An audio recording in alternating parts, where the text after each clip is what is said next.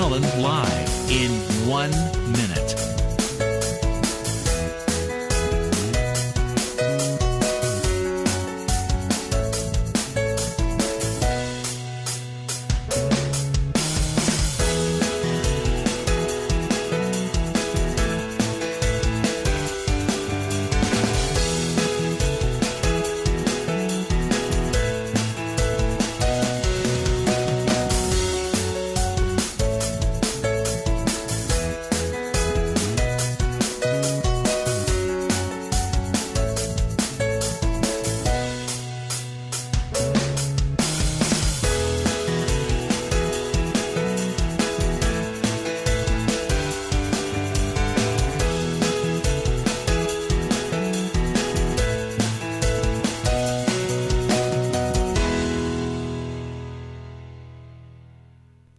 Welcome to Lynn Cullen Live at pghcitypaper.com. Email your questions and comments to Lynn at pghcitypaper.com.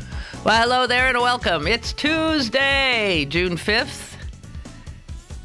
Big recall election day in Wisconsin. I'll be biting my fingernails all day and woo. And so, Susan?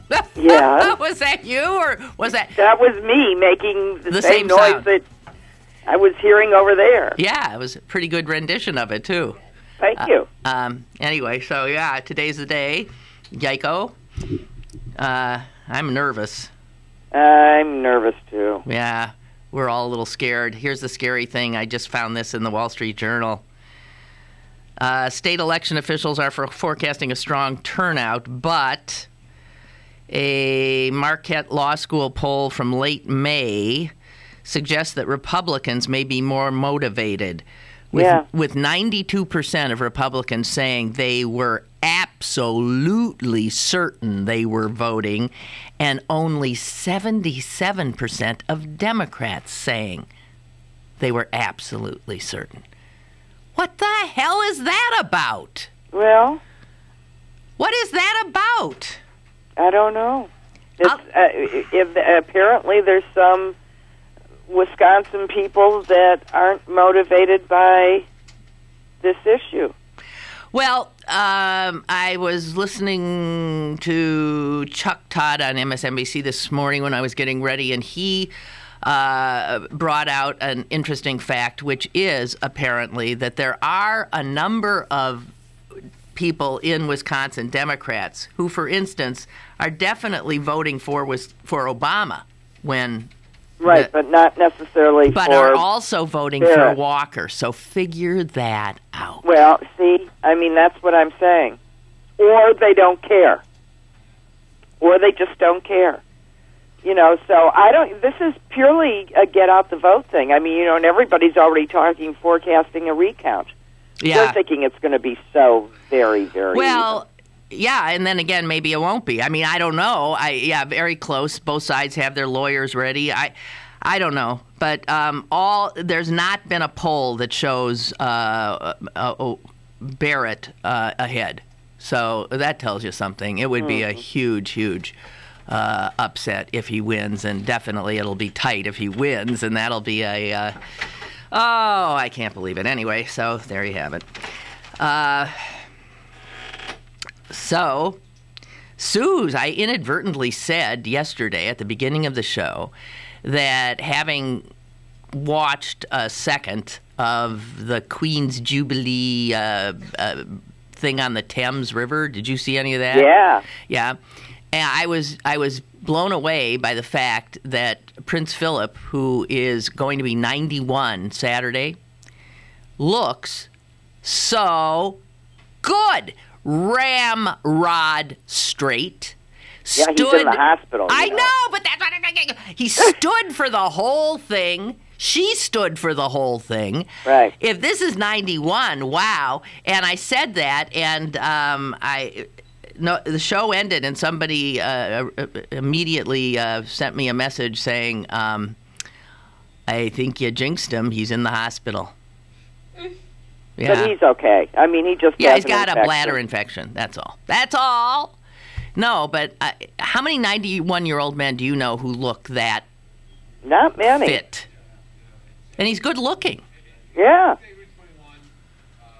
So I just wanted to say that, and I wanted to apologize to... Well, I have to confess, I was monitoring the procession this morning. She just got back to the castle. She looks, in spite of the fact that she looks like she sort of misses him, like she's having a good time. Well, sure, it's a big to-do. Yeah. And so she's what, 89 or something? She's 86. She's 86. 5 years younger than he is. Oh, 86. So she's going to live to be 100. And then some. Yeah. Yeah. So this poor Charles, he'll never... I mean, she's certainly healthy. I don't remember her ever being ill. Well, not that we keep tabs but on I mean... her, but... Yeah, right. I agree. Never. We haven't heard a thing. So she's made of tough stuff. As was her, her mother, who was a lush until the age of 102. Well, the queen the alcohol mum kills all that bacteria. Yeah, I think so too. Whatever. Okay. Well, enough of the royal family. I don't care. They're apparently showing the concert tonight on network TV. Do you think people care? Not particularly. I mean, well, because especially of who they had. I mean, it's just like boring. Anyway. Of course, Amy Winehouse is dead. She would have made the show more interesting. I don't think she would have been asked. I don't know about that, actually. Did they ask Adele? I didn't even know. No, I don't think Adele was there. Okay, if they aren't going to ask Adele, then they wouldn't have asked Amy Winehouse. I mean, it was like all these knighted people, like Sir Paul, Sir and Paul, Sir John, and Sir Neil Diamond. No. Did you hear Neil Diamond trying to sing on some show that we were all watching for some reason? No.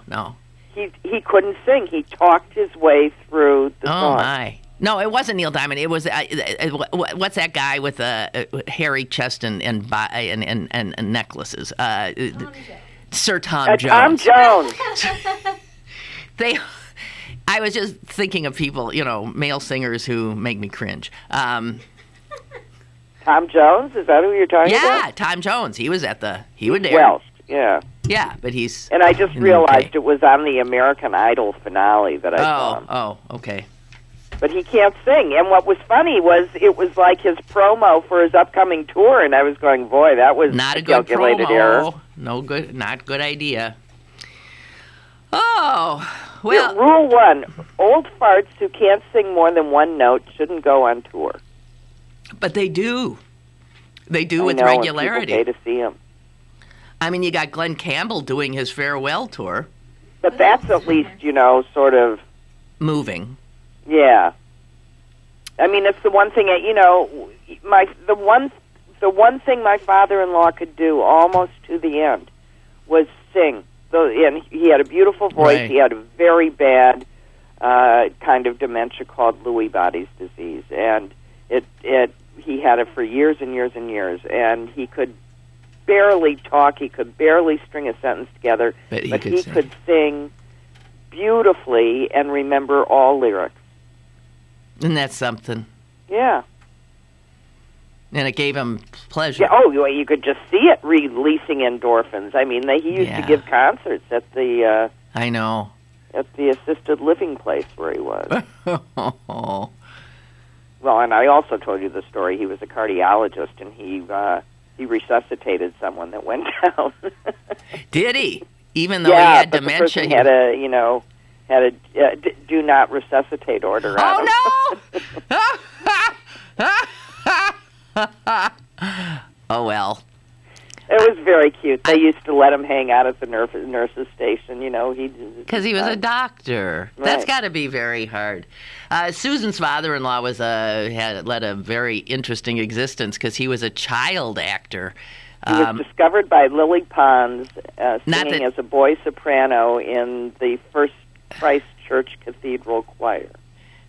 Not many people know who Lily Pons was anymore. She was a very famous opera star. Yes, she was. Look her up, Jess. P-O-N-S. Lily Pons. So she heard his voice and said, "Oh, we have take him to Hollywood." Take you to and Hollywood. His mother did.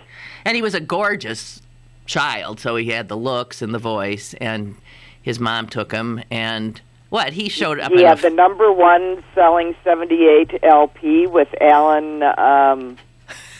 What was his son was famous too. I can't think of his last name. Alan Ladd. He didn't. Not sing. Alan Ladd. Alan Funt. But anyway, called the Donkey Serenade. He's the boy soprano. And he went to school with Judy Garland and Mickey Rooney, and he was the social secretary of their club, and he kept all the minutes. I mean, it was very interesting. What fun for him. And he entertained at all of Louis B. Mayer's lawn parties, That's cool. It is. Yeah, but then he wanted to come home. So how old was he when he came home? I think he was like 12? 13 or 14. Oh, okay. He said he wanted to come home, and his family had been separated because of this, and he became a cardiologist. But he was always a member of Actors Equity, and he always performed in St. Louis. Yeah.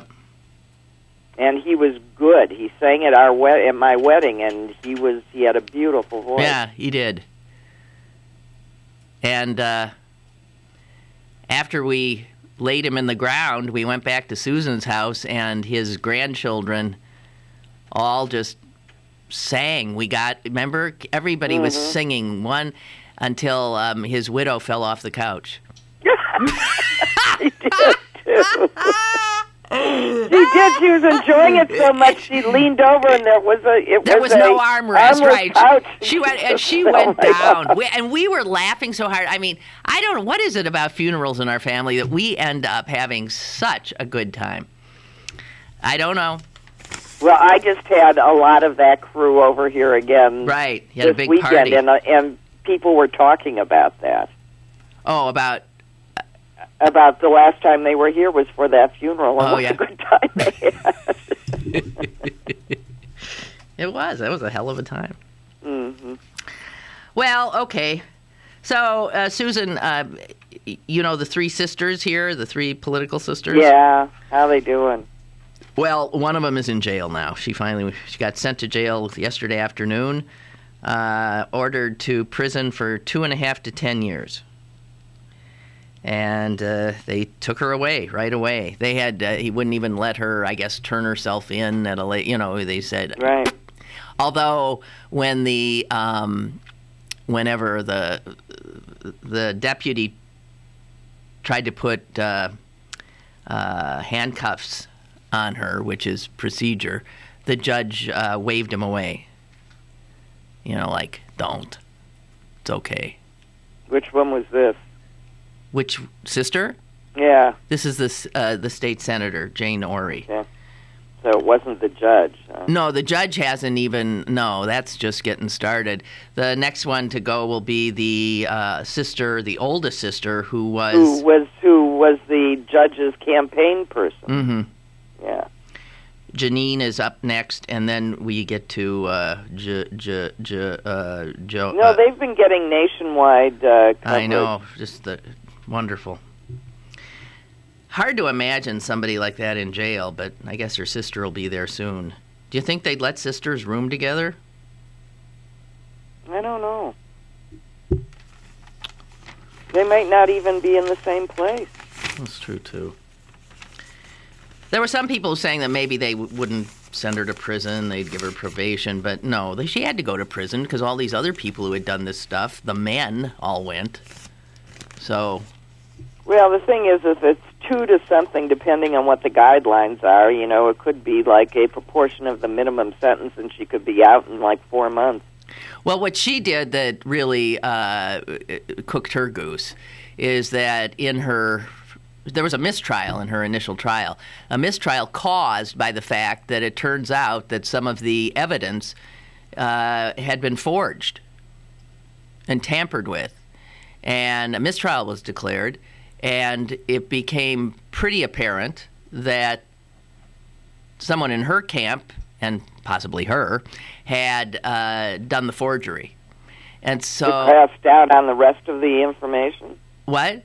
Why would she do that? To cast doubt on the legitimately to correct something in the real record that was damning. Right. So she, as the judge said in her sentencing, the crime was bad enough, misappropriation of public funds, but as usual, the cover-up was even more egregious, that you as an attorney would tamper with evidence like that. He was outraged. He was outraged. And that's that. He said this. Speaking of outrage, how surprised were you that Edwards got off?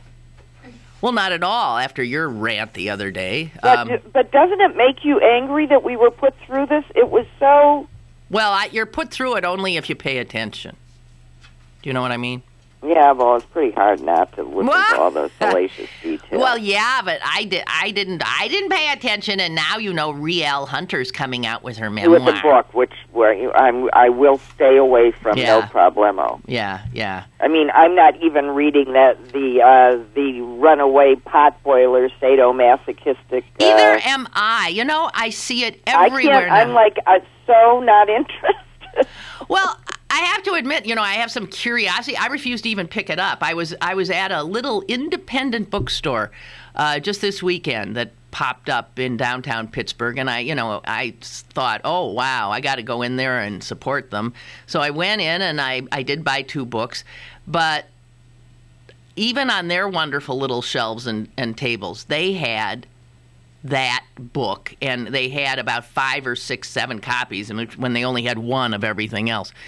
And I don't understand. Apparently, it is so horribly written.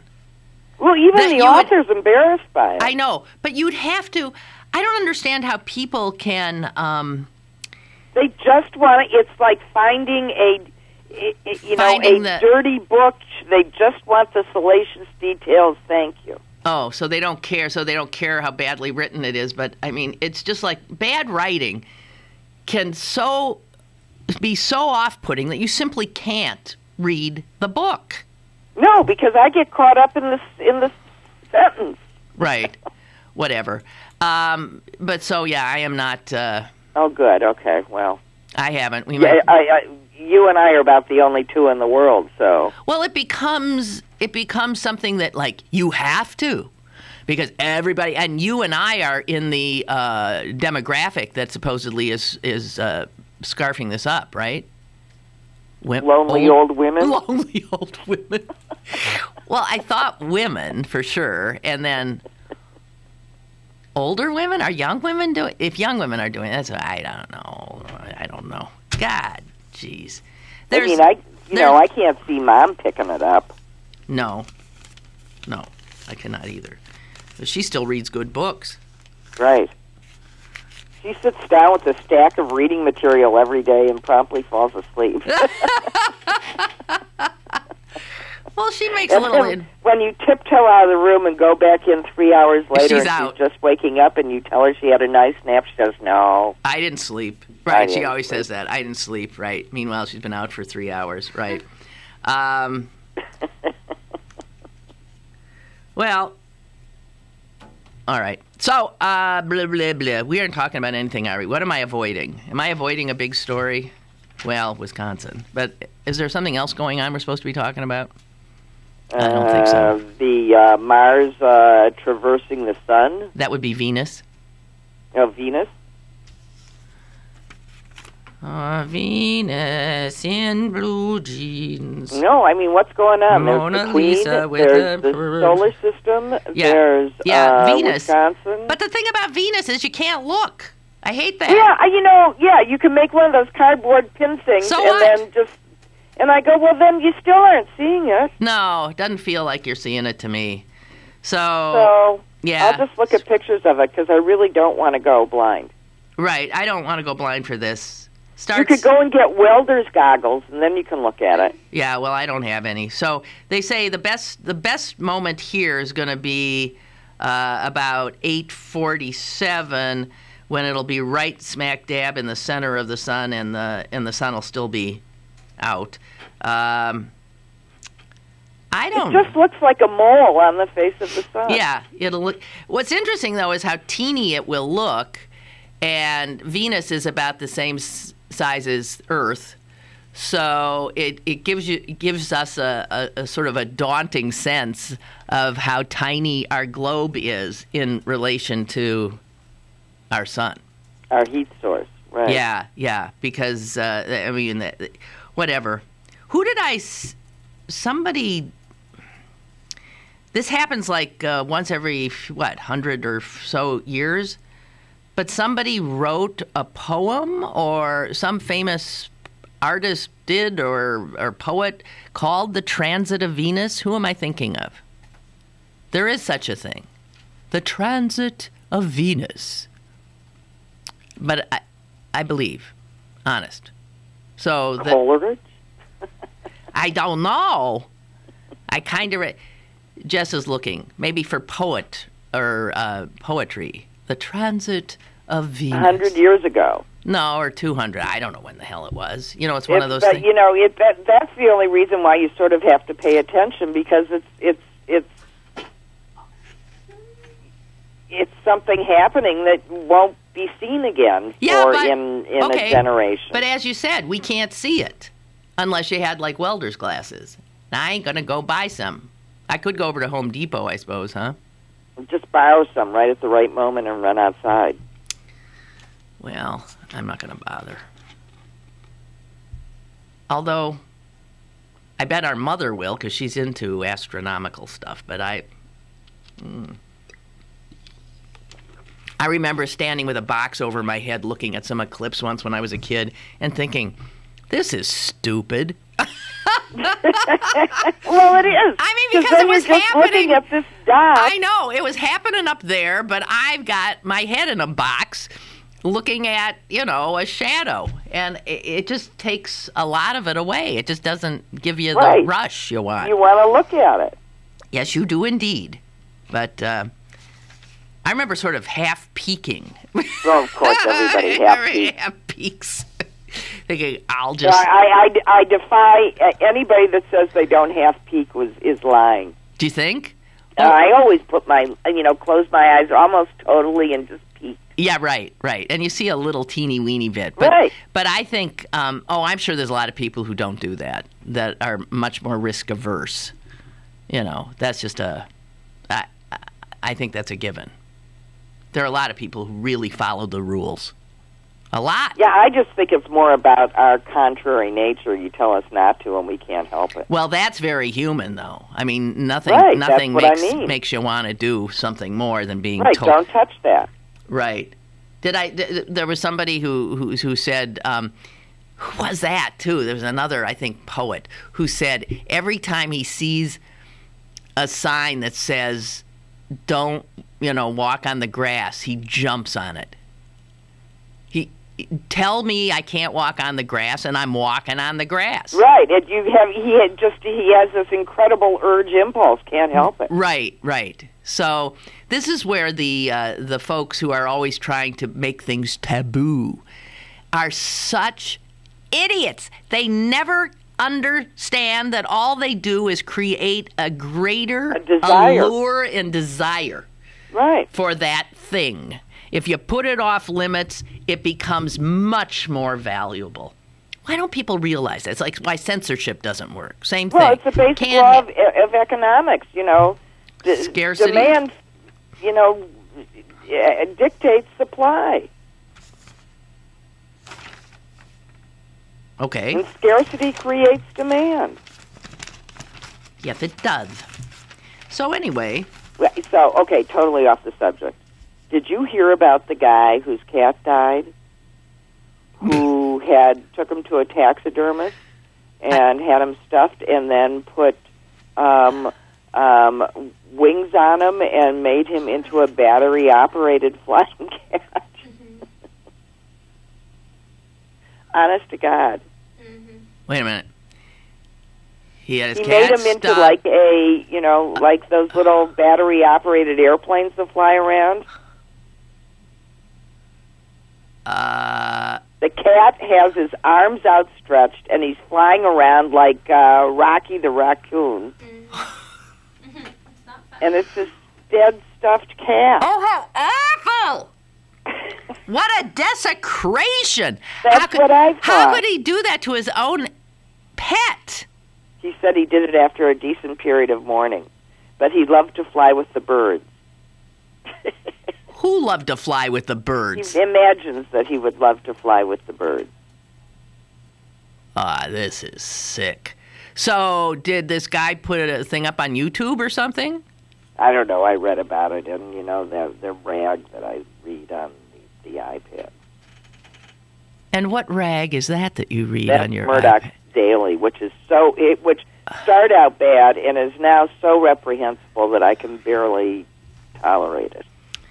Well, I was noting the other day that it seems like every time you open the newspaper now, and a totally reputable one, there's at least one little item of such horrific human behavior that you can't, there was the man eating the other guy's face, and then there was one in Baltimore just the other day about a guy killing somebody, eating his heart. And Right.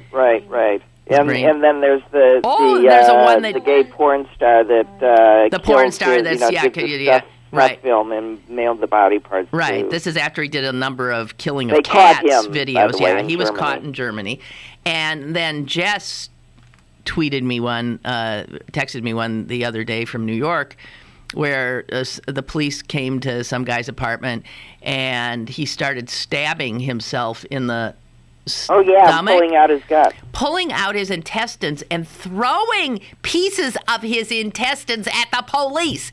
When they kept trying to get it, they tasered him, didn't stop him. I think when somebody is in that level of insanity, they're immune to any of. Well, I don't think it's. I think they're all taking some kind of drug.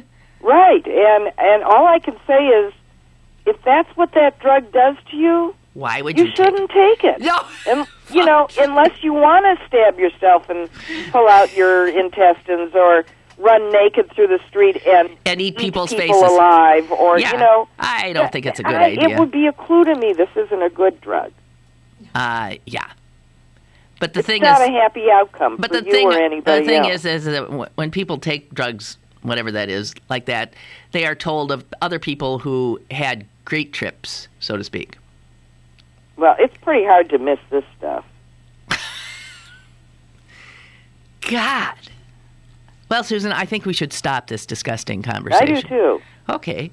Is there anything worthwhile to speak of? Listen, I'm not the one who brought up the flying battery-operated stuffed cat, which got us off in this direction. Let us see the picture. Okay. Let us take a break. And actually, I do have some things we can talk about when we come back that are slightly more elevated. No, that'll get rid of the audience in short order. Okay. In a moment. I don't think that's our appeal. In a moment. More is on the way with Lynn Cullen Live. You in the City and Hosanna House Summer Nights present Jazz Under the Stars, starring Najee, Friday, July 13th, 8 p.m. at the Sherwood Event Center in Wilkinsburg. Tickets available at Dorsey's, Stediford's, or charge by phone at 1-800-383-5760. Najee, live in concert July 13th. Proceeds benefit Hosanna House, a place called Hope. Go to BergBargains.com for great deals on tickets to the City Theater, Symphony, History Museum, and the Carnegie Museums. Check out this week's big deal featuring 50% off tickets to the Carnegie Science Center. BergBargains.com, Pittsburgh's only online deal site where the deals don't expire. BergBargains.com. Packers. Vikings. Red State.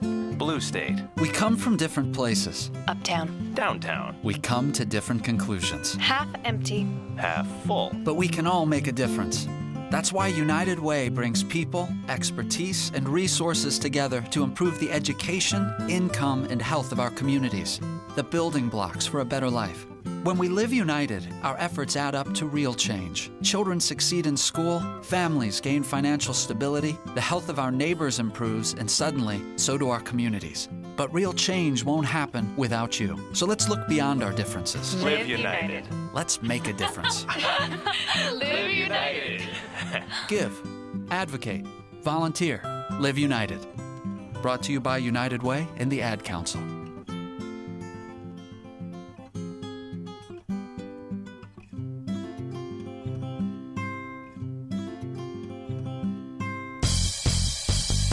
Have a question or an opinion? Call Lynn Cullen at 412-316-3381 or email lynn at pghcitypaper.com. Now, more with Lynn Cullen Live. The transit of Venus. Excuse me. In 1775, a scientist on a ship, Cook's ship. What was Cook's name? You know, Cook. Yeah. Captain? Captain Hook. You know there was a famous cook. I do. Julia Child. No. In 1775, a scientist on Cook's ship took a teaching appointment at a London school. He shared fantastic tales of his Pacific and polar adventures. One of his star pupils was a young Samuel Taylor Coleridge, who later wrote the classic poem, The Rime of the Ancient Mariner. Didn't I say Coleridge? Yes, you did, Susan. But he didn't write. They say he was writing, though. This guy on Cook's ship must have seen the transit of Venus. So Coleridge, in The Rime of the Ancient Mariner, wrote this. Is that supposed to... Yeah. The western wave was all aflame. The day was well nigh done. Almost upon the wave rested the broad, bright sun, when that strange shape drove suddenly betwixt us and the sun. That would be the transit of Venus. You think they knew enough not to look then? No, so they all went blind. They all went blind.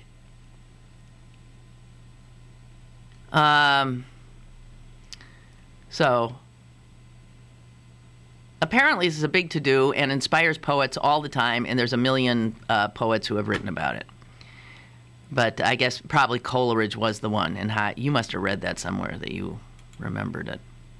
I don't, yeah. Whether you know it or not. You know, one of those things. For some reason, it came out of my mouth. Right. Well, that's because somehow whatever. That's how those things always happen. You don't even know what you know. You know what I mean? Right. Speaking of knowing what you know, there's a book out called What a Plant Knows. Have you heard about this? No. Well, this is one of those things where, empathetic vegan types are going to end up starving to death if they read this book, because it shows that plants are a lot more sort of sentient than, not like we are. They don't have a brain and a spinal column, but they lack a central nervous system. But they, in some respects, on a genetic level, are more complex than many, many animals. You know? Yeah. I think we tend to look down at the flora when much of the flora is more astonishing in its complexity than the fauna. So it turns out that plants have the ability to sense literally what's going on around them, and then to take in that information and share it amongst parts of itself. So that when a sunflower, how does a sunflower turn to the sun? It senses the heat and turns to it. Yeah, but it's the face of the sunflower that senses the heat, but it is incapable of turning. So its sensation of where to turn has to be transmitted somehow to the stem of the plant, which then performs the necessary movement to move that flower. Yeah, it's pretty remarkable. It sure as heck is. Listen to this. I give you another fact. An unripe avocado placed in a brown paper bag with a ripe banana will ripen very fast because the avocado senses the riper fruit's chemicals. So if you ever want to make If you ever want to make I mean, guacamole and all you got is some Hard Rock avocados, get a rotten banana, throw the two in a bag, and the avocado turns soft. No, it's interesting, but I think that those things are sort of similar across everything. It's like when women are together in a group and their cycles, their menstrual cycles end up together, right? End up together, and we're simply reacting to what we chemically pick up. Right, but we are we're every bit as unconscious of these chemical and physical changes in our own selves as is the plant. Right. So in that regard, we're no different. They said the Venus flytrap, which, by the way, is one of the most remarkable plants in the world, because, it's a carnivore. You don't think of. Listen to this. The speed of the flytrap's bite. Hello. Yeah. That's a call. Is one. Yeah. We have a caller. 1/10 of a don't second. know what that sound is. Oh, I forgot. Hello. Hello, caller. Woo! Oh, that hasn't happened in a million years. Damn it. Hello. Hello. Oh, That's because I'm 1 in a million. That's all. That is true, Clarence. Hello. I want to talk about unconsciously doing things, what humans do. And since I'm driving back and forth to Pittsburgh lately, I'm re-noticing it. Ooh, are you at the Art Institute? The Arts Festival. Yes, but not today. Today I'm taking off. Will you be there maybe tomorrow? I have to wander over and see you. Where are you parked? They have what they call the acoustic stage in Gateway Center. It's like right by that fountain by KDKA. Gotcha. And there's an aisle that leads to that stage, and I'm in that aisleway. So.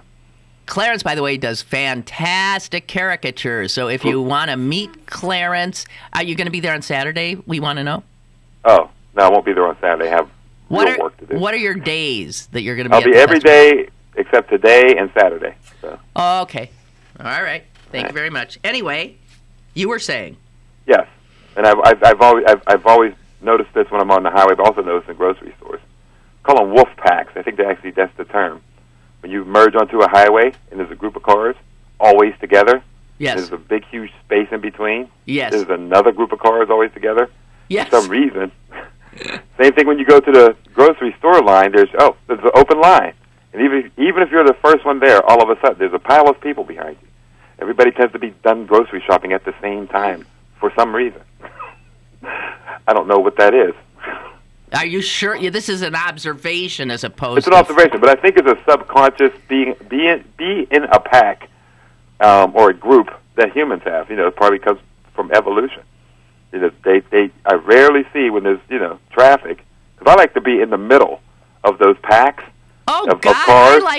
I do not, see, isn't this interesting? I go out of my way to get away from right, them. Susan and I both, if I find myself in a pack, I will do every maneuver I can, like a racehorse, to get around them and ahead of them. I cannot When I say I like to be in the middle of them, I'm going to rephrase that, because we're thinking the same thing. I like to be in between them. I don't like to be with them. Packs. You know what I mean? Okay. I usually slow down. Or try to keep a speed that doesn't put me up with the one in the front and doesn't let the one in the back catch me. Just in case an accident happens and I'm not anywhere near when that one person makes a mistake and the whole group gets in an accident. I don't want to be anywhere close to it. So. Well, I think the way we drive is a great mirror into our personalities, don't you? I agree, because my personality is to stay away from people. Yeah. I do everything in the world just to stay away from them.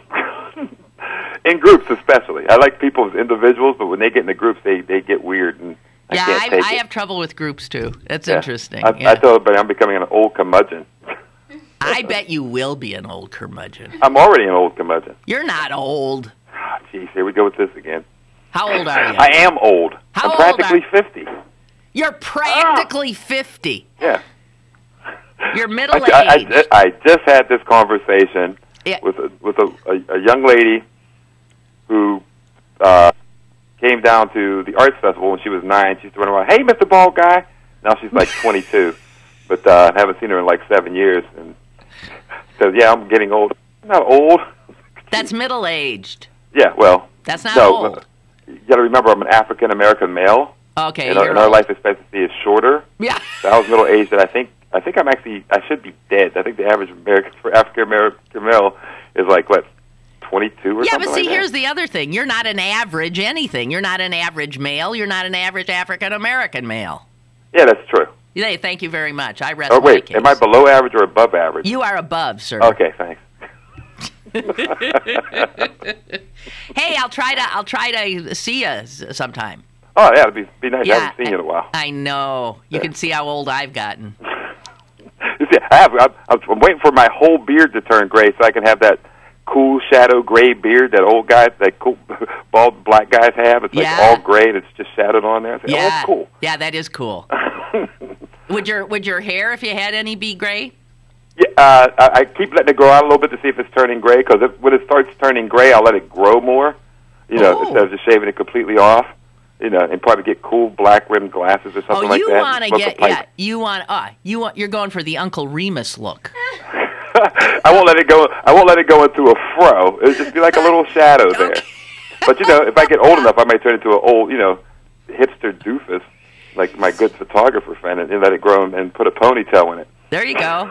The possibilities are endless. Yes. Hey, always good to hear from you, Clarence. Same here. Bye. Okay, bye. Bye.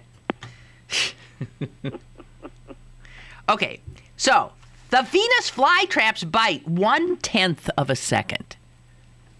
Fly doesn't have a chance. So listen to how it knows when to bite. Like if you drop a drop of water into a Venus flytrap, it's not going to bite. I would thought it would have been pressure. The minute something lands on it, bango, it slams shut. I'm sure it's. I wouldn't think so. Yeah, she's sure. You were starting a bullshit and then you couldn't think of one. Hang on. Here's the bullshit, Susan. Here's the reality. A chemical reaction, right? That's always what it is. That is triggered when two hairs on the inside surface are touched. Right. The filaments, or the hairs, can differentiate between something like a raindrop and something edible, like a fly. So if you were to poke the Venus flytrap with a piece of straw, it's going to say, "Get the hell out of here. You ain't making me, But the chemicals those hairs immediately know if it's something you want to eat. I mean, I don't know.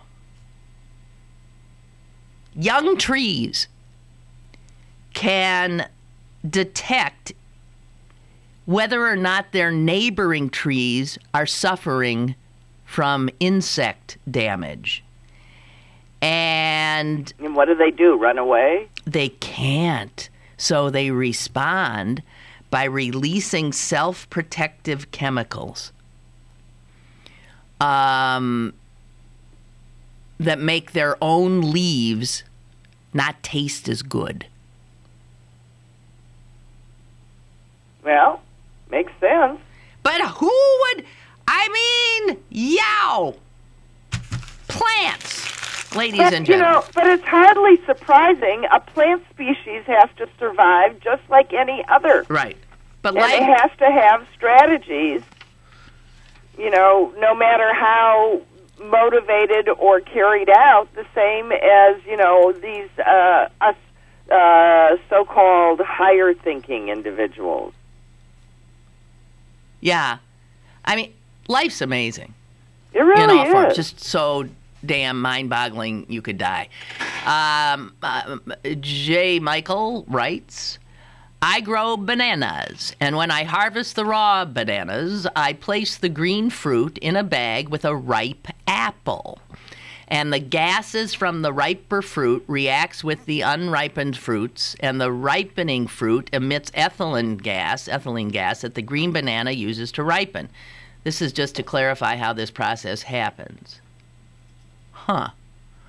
Okay, so maybe it works then with any ripe fruit and an unripe fruit. Get them together in a bag.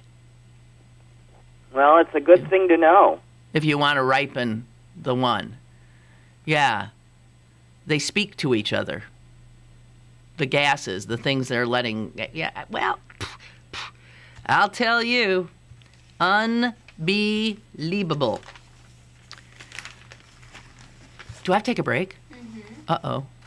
I do. I have to take a break. We shall return. Stick around for more with Lynn Cullen Live after this. Pittsburgh City Paper with the Three Rivers Arts Festival pullout is available now. Pick up one today for The Cult, Layla Hathaway, Global Navigators, and Joe Walsh. Pittsburgh City Paper available at over 1,700 locations throughout Western Pennsylvania and on the web at pghcitypaper.com and on your smartphone at citypapermobile.com.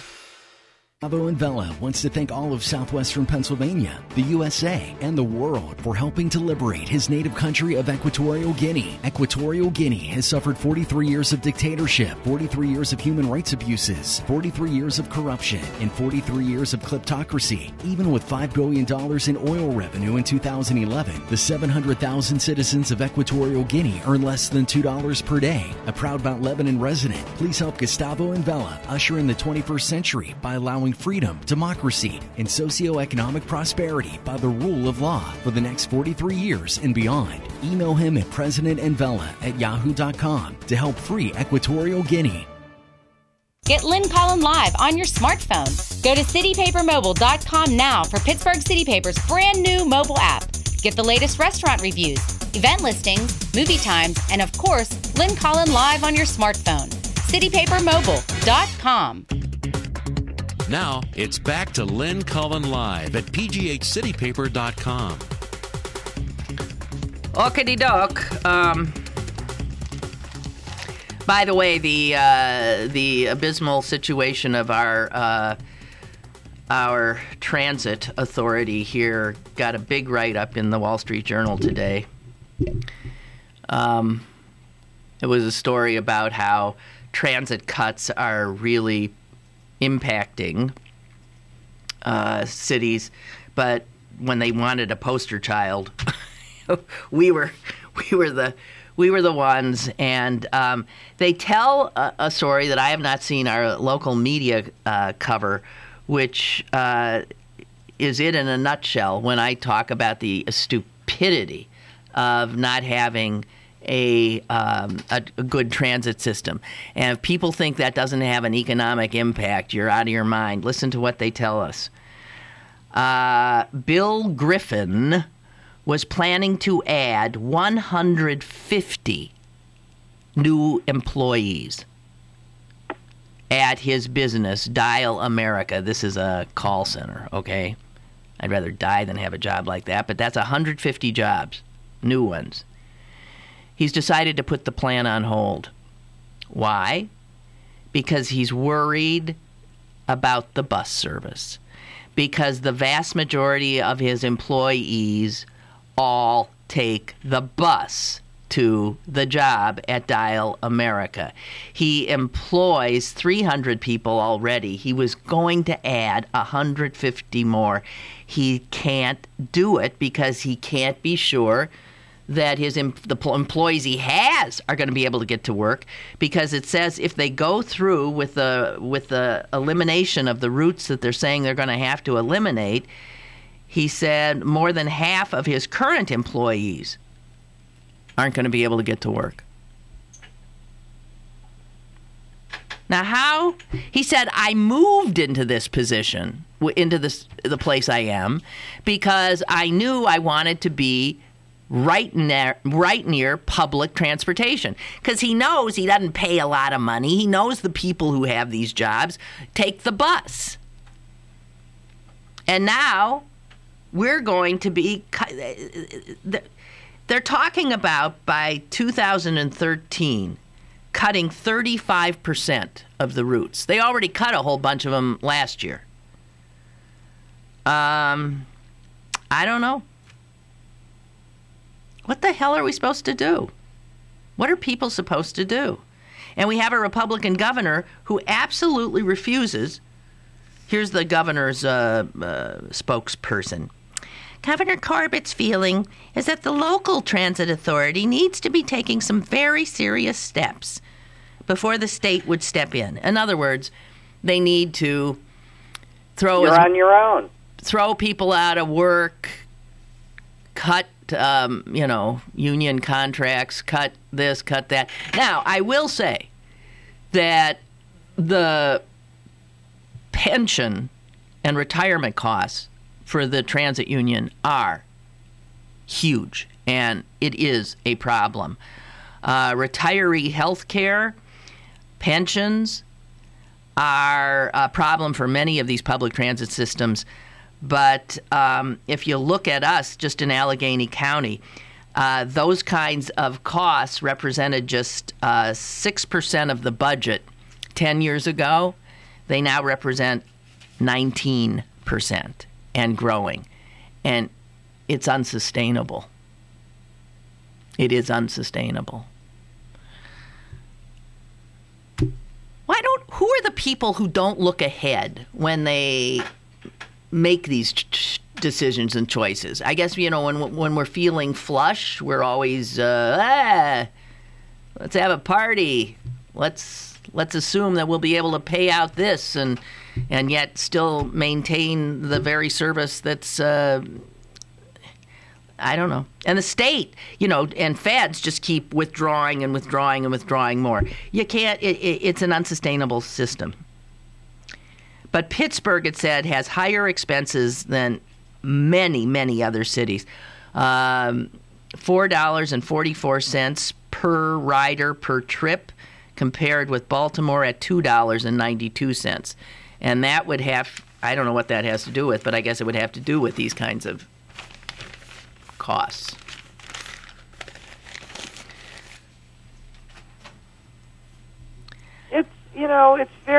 It's very short-sighted. I mean, I always feel that way about the state of the municipal, aid, as it were, for people that don't have cars in a community where you absolutely have to have a car. I mean, you're better off in Pittsburgh than we are in St. Louis.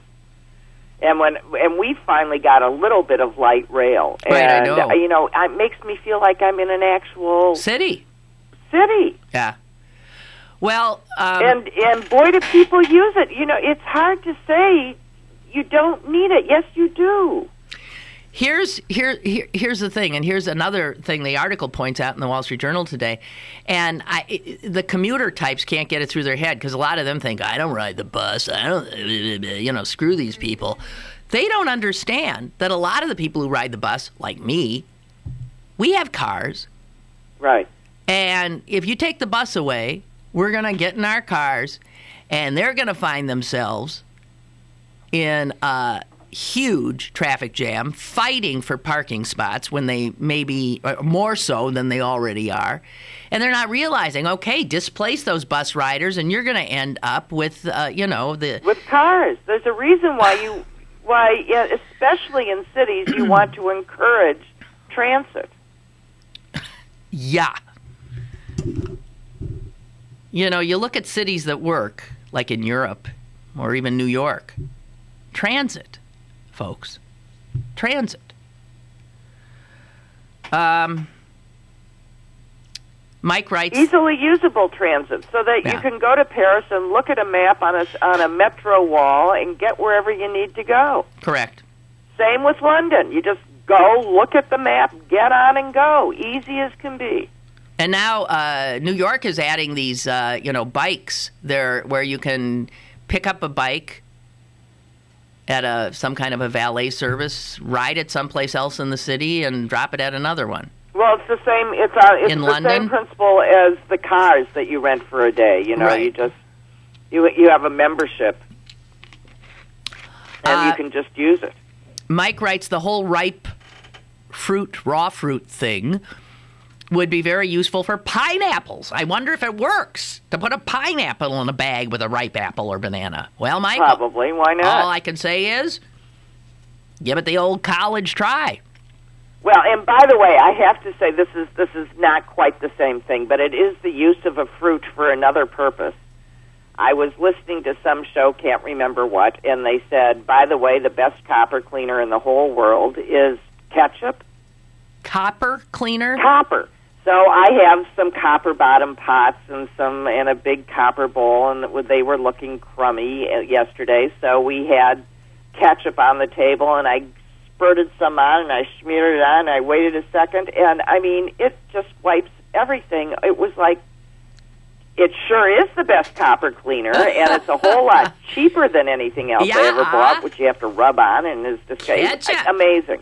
And then I thought, of course, every time I make spaghetti sauce, the pot is absolutely beautiful. Well, tomatoes are very acidic. Acidic, and it just totally... Yeah. So interesting. So just want you to know out there in case anybody wants it. Boy, does it work. Tips from Heloise. So the thing is, Mike, I would just give that a shot. And it reminded me of this funny little story I read yesterday. It wasn't supposed to be a funny story. It was about how the health department or somebody has gone into school cafeterias to see how clean they are and if, in fact, they pass muster. And they found that, generally speaking, yes, they did very well. One that had some trouble was, I can't remember the name, it was a Catholic school. And I guess the health inspector opened the refrigerator and found mold and all this stuff growing in there. And the answer from the principal, Sister so-and-so, was, oh, well, we were letting the kids store their science experiments. So it was just full of Petri dishes that were growing mold. They had to be refrigerated, and that was the only refrigerator. So they had little science experiments in the refrigerator in the cafeteria, which I thought was so cute. Don't you think that's cute? Yes. Okay, well, there. So much for the damn health inspector. Meanwhile, back to life on Earth, which is dying off at an alarming rate. There is some concern that we are in the midst of what would be the 6th mass extinction of life on Earth, the last one being the one that knocked off the dinosaurs. That happened 65 million years ago. So we might be right in the middle of it, but we can't see the forest for the trees, even as the trees are dying all around us. We can't see the forest for the trees because a mass extinction occurs over a period of like hundreds of years. But they're looking at the species that we know of that are threatened, and yowie. They're figuring that at the rate we're going, there's going to be just huge numbers lost. Now, when it comes to birds and mammals and amphibians, they pretty much have a fix on what percentage are going down soon, and they're doing better than most. 25% of all mammals known on Earth right now are in serious danger, 13% of birds, 41% of amphibians. Okay? These are not good things, folks. Then when you come to arachnids, insects, fish, stuff like that, turns out we don't know. Plants, flowering plants, mollusks. They say that less than 4%, get this is amazing to me, less than 4% of the species known to exist on Earth have ever been evaluated at all. And for every known species, there are probably at least 2 other species, possibly more, that have not even been discovered. That means that we're totally unaware of most life that's on the Earth. Well, I mean, just think about it. We don't know we're totally unfamiliar with what's in the ocean below a certain point. That's totally. And we just every few weeks you find, they discovered a so-called frog they never saw before somewhere and this and that.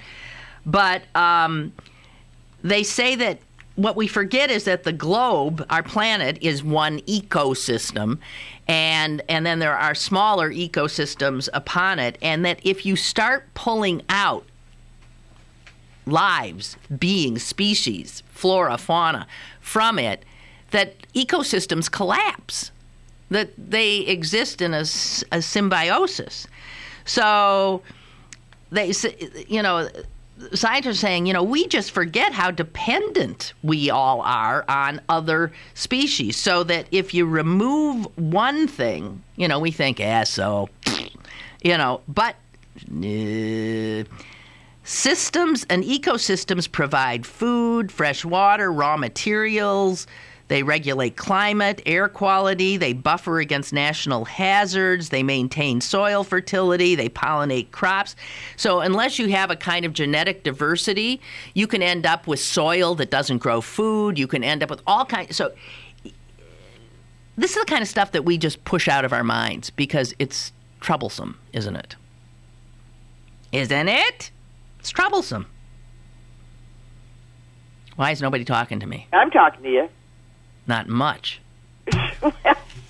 I'm just saying. You were on a scientific roll, as if you've been reading the New York Times science section or something. Well, this was in not even the science section. This was in, I am reading more and more science because it's fascinating, and it's I think, something we should pay a little more attention to, the world around us. In a meaningful way, right? Science. Yeah. That thing that's about to be banned by the Republicans. Yeah, science, which apparently does not exist to the Republican mind. All right. Well, speaking of Republicans, God, I hope they're miserable in Wisconsin tonight, but I got my doubts, and I guess Potter and I will talk about that tomorrow. Susan, you're off the hook. I am? Yes. We're done. Okay. Thank you so very much, as usual. Okay, you're welcome. Bye. Bye. And bye to you, too. Tomorrow, as I said, Potter and some, I don't know, some probably misery tomorrow because of the results from Wisconsin. Please, dear God, let me be my usual pessimistic self who will be happily surprised by the outcome. Please, please.